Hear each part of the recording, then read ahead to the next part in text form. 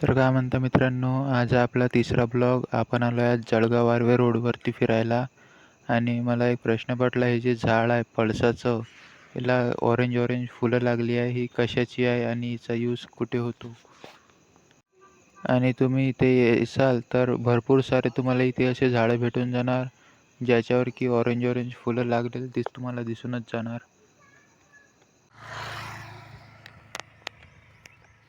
ही फुलं आहे मित्रांनो, ती जे की तुम्ही बघू शकता, चिमून खाली पडली. आता या फुलांचा यूज मात्र कशासाठी होतो? आता चाललं मित्रांनो आपण घरी. तुम्ही सूर्य बघू शकता किती छान दिसतो. आणि तुम्ही मला नक्की सांगा नाही, फुलं कशाची आहे आणि याचा यूज कुठे होतो? भेटूया मग मित्रांनो आपण चौथ्या ब्लॉगमध्ये. आजसाठी एवढंच.